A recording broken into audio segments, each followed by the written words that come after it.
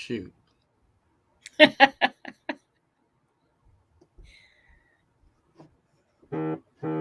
Oh, leave this.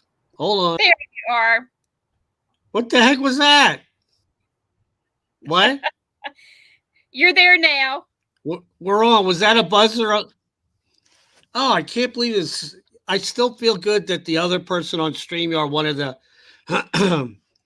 experts, not feel good that she screwed up, but I'm talking about anyway, we're live here with Dr. Sarah Satterfield and myself, and we're going to talk about different routes on, and everybody I think is seeing, the loop and out and back. We're going to talk about which one does everybody like and what we like, the benefits, pros and cons. So I'll let you have the floor there, Sarah, because you run quite a bit, weekends with the virtual and so forth, and I believe you run around the block.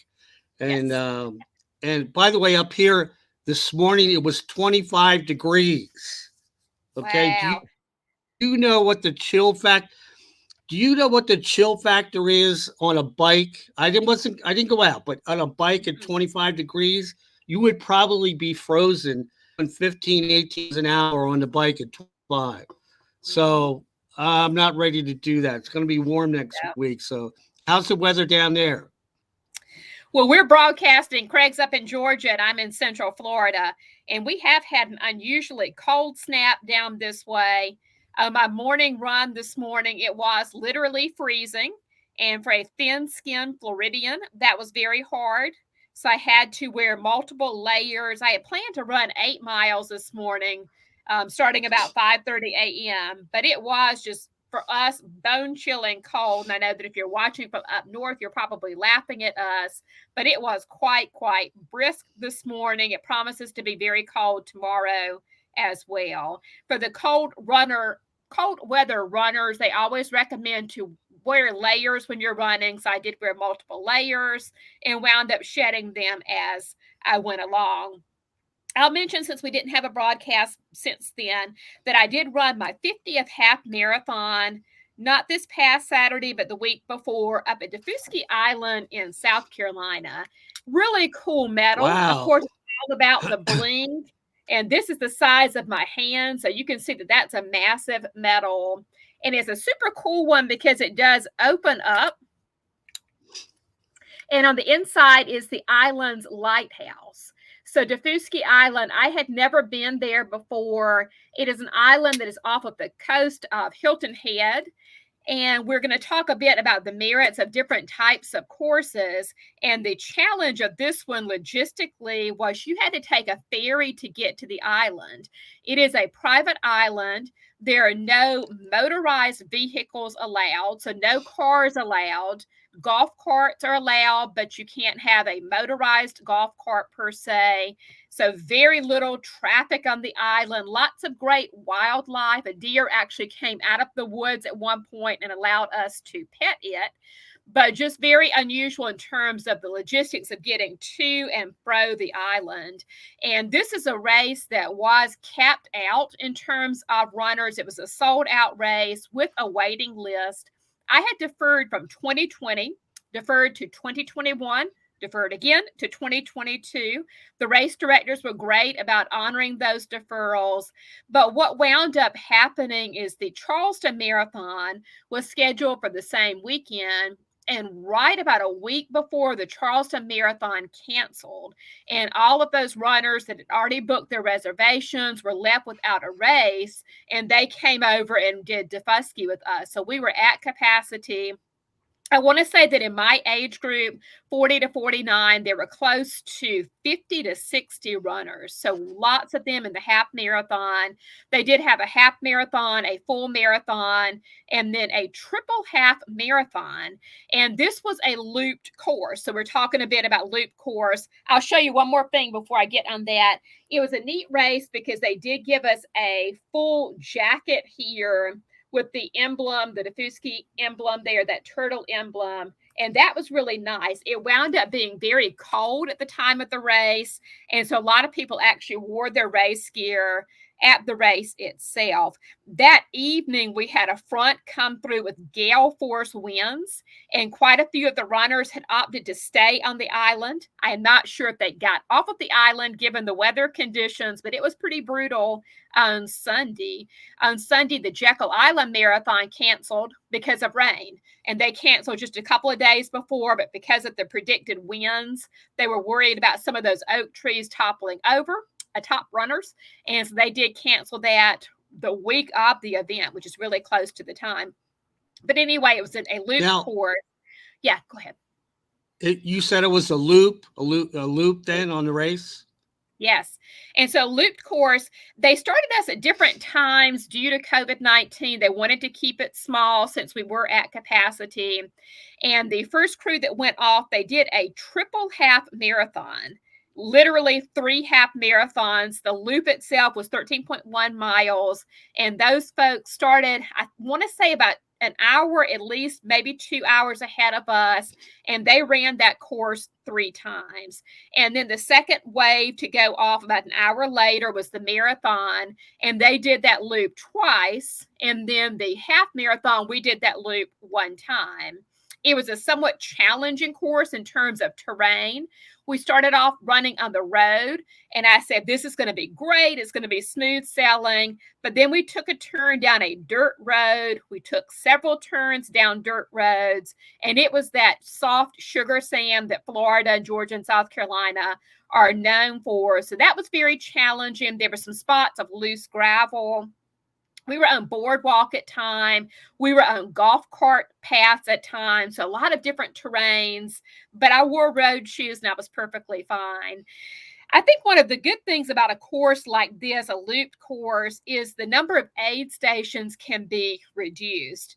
When they did have the influx of registrants at the last minute, they were really overwhelmed and did not have, admittedly, they said, a sufficient number of volunteers. But when you have these looped courses, you hit the same aid stations over and over again. And that's a great thing on the standpoint of the volunteers, because you don't have to have quite as many volunteers out there, but also really good for the runners because you know what to expect. I did Ironman Augusta back in September, and that half marathon was also a looped course. And it was 2 loops for the run itself. And you knew like what aid station had gels, which one had bananas, which one had oranges, which one had chips. And you could kind of mentally plan ahead, knowing what's out in front of you. Some of the loop courses are really, really short. I've mentioned before the Awesome Sauce events here in town, and they had one of those events the same weekend as Daufuskie Island, and their loop is about 1.5 miles. And so you do see the same people over and over again. You can high five, or in COVID times, maybe a fist pump from a distance, but you see the same folks. Lots of cheering on takes place at those. Now, out in back races, yeah, go ahead. Just in 1 second. On that particular one, and what you mentioned on the one where you take the ferry now, do you think people are getting more accustomed to the loop races? The one down in Ocala that you're talking about, that's a lot of loops. And because I see an advantage that, you know, on the one that we had, some of the spectators want to know where they could go to watch the runners. So if you have several loops, you can just take a chair, sit there, and you know that, well, they're going to be back in about 8 minutes or so, and you can watch your grandson, granddaughter, or whomever run. What do you think of that advantage? Absolutely. And I'll mention, before I get back to Daufuskie Island, that I did my ultra a couple of years back, a 12-hour run, and that was about a 2-mile loop through Azalea State Park. And what people did for that one, there was a 12-hour, a 24-hour option, or a 50-mile option. I did the 12-hour option. And what people did is they had their families set up little stations. So the race itself did not have a lot of need to provide hydration.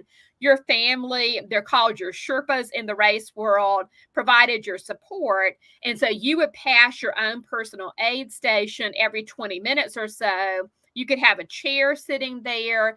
There were people that had tents, and they would actually take a rest if they were doing the 24-hour one. So that is great. And I saw that a lot at Daufuskie as well. People that were on golf carts, they had signs for their runners. They would go follow the loops back and forth and just kind of tail their runners. And you do see your Sherpas over and over again. So for crowd standpoint, it is wonderful. If you have a full marathon on a trail that's 13.1 out, 13.1 back, it gets pretty desolate. If it's a small race, you might not see anyone. You might wonder, am I lost on this course? That has happened before, but am I lost out here? And there's nobody to cheer you on because you're not passing people. You're basically just going out into the middle of nowhere and then coming back. So a lot of them are out and back, but I kind of like the loop ones because you know what to expect. You know what's coming up ahead of you. What about the out and back? Well, you've done several out and backs, but like on the one that we did, 13.1, and then coming back for out and back for the marathon and a half and everything. The Suncoast Trail is not really desolate. You have a fence on one side, the turnpike over on the other side, and houses and so forth. But we talked about this before on the Withlacoochee, where we've been on a ride together on a bicycle ride. You can get out there and it can be a little, where is everybody? There's no houses around. There's no, aid stations because on a bike, it's usually 15 to 18 miles. Mm-hmm. What do you think of races that are a little bit desolate? Do you think the out and back and short needed would be better? I think so, because if you had some kind of medical emergency, and that does happen, I ran Safety Harbor, Series BDR Safety Harbor a few years back, and right at the finish line, a runner had a massive heart attack. And so you do have medical emergencies on the course. And if you're 13.1 miles out, sure, you might have a volunteer that goes out and checks on people, but there's no communication. And so you're out there on your own. You might have an iffy signal in some of these events. So when you get that far away from your home base, especially in a somewhat smaller race, it is a little bit intimidating for runners. So I think that when you have these shorter distances and just return to that home base over and over, it's a good concept. Now, the other thing I'm going to bring up is some people who listen to this later is, well, why don't you just have the one where, goes out of town and loops back in and so forth, like the Space Coast. That's a loop, but it gets way out there, doesn't it? Yes. The great thing about Space Coast is they have the half marathon and the marathon running concurrently. And so you do have those marathoners out there that sometimes even loop the half marathoners because they start quite a bit earlier than we do.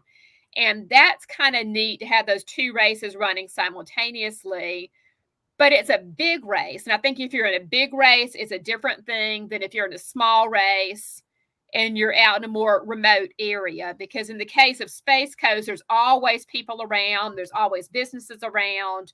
Whereas if you're on a trail, it's almost unheard of for an ultra to run an out and back course. It's almost always going to be looped just for logistical reasons. Right. Well, that's a good point, but I want to bring the money factor. And the money factor is, and I'll talk about Atlanta. I was going to have a race down there at Piedmont Park. A lot of people have races. It's, a 3.15K. Cops are not that expensive. The permit's not too bad, but there's really, it's like that thick with permits that you have to fill out. It's like a term paper. You go outside Piedmont, okay, and do like a 10K or a half marathon, you're talking $5,000 for the police. Wow. You do a marathon, double that to $10,000. You can't have a race like that for a 5K, 10K. If you're only going to have 150 people, you'll go broke. And a lot of people don't realize that the St. Pete festival down there, the race director told me that he has to have 3,500 runners to break even. Now, the Wow. other option or the other benefit, if you can get it, is there's a lot of people who want to be sponsors there. But on a smaller race, you don't really get any sponsors. They don't want to No. really bother with you because they want the people there to sell stuff and and buy things, all kinds of stuff. So the cities like Tampa and so forth, they have a lot of restrictions. It's really tough to have a race there. You got to have deep pockets and hope that you have a lot of people there because you've done the best damn race, and they usually average 2,000 to 3,000 people down at Safety Harbor, and that will pay for things if they don't have a sponsor. But I'm probably betting that they have quite a few sponsors. Yes, a lot of sponsors. So, and then they serve beer at the end. That's what everybody fall over and somebody drags you home. But anyway, but they have 2,000 to 3,000 people in that. Now, the out and back, we were talking about another one, and there's one up at Hawthorne Trail in Gainesville. You've been on, well, you were on the one for the Run Your Buns because I had to cancel that. But that's at the East End. The West End towards Gainesville. I biked that before, so I know the area. Oh, the East End, you know that area? Yes, I biked it before, so I know that area. Okay, so you know the little loop out there at the end of it? Okay. So that particular one there has a certified half marathon and full marathon out there. Now, this is what they did. Let me see if I can bring this up and tell me if, hold on.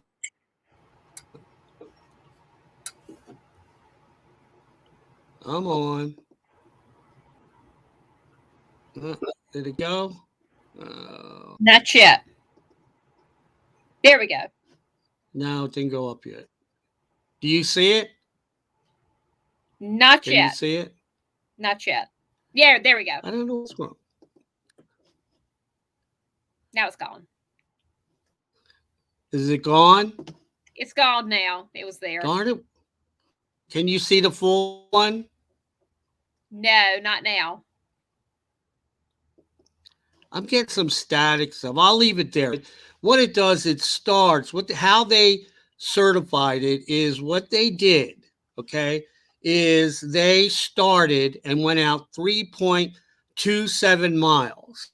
And within that 3.27 miles, you can put hydration out there. You can get somebody who's dropped over, has a broken leg, whatever, real easy instead of trying to fly down 13.1 miles in a trail. By the way, the cops and the trail people don't want you to have a truck or car driving down here. And we all know that I've done that. I almost got arrested at the one, but I don't do that anymore. So 3.27 miles. So the marathon goes down and back, and you're going down 4 times, 4 loops. And that's the marathon. So they can go down, and if there's any problems or anything, they don't have far to go to bow out, get medical help, whatever. But the hydration station, you can put one where they're passing it basically, 4 times. The half marathon is passing it 2 times. So I like that arrangement. I'm going to investigate. But the Run Your Buns Off on April 10th, we're using that certified course.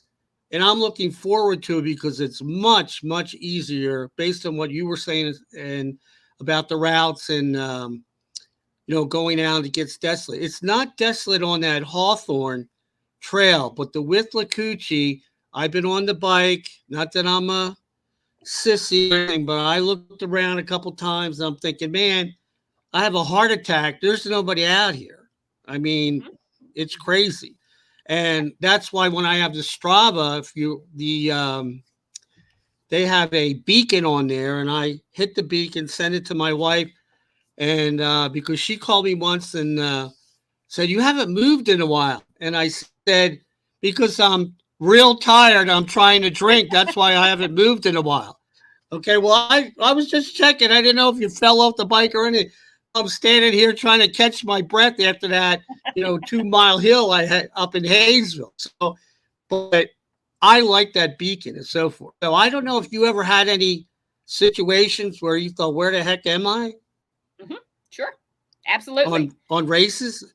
There was, which one I think there was one you thought you were lost or something. I thought there was one. Yes, I've gotten lost many a time. And when I did Daufuskie Island, the person that I rode the ferry with, she had done the marathon the year before, and she got lost in the marathon.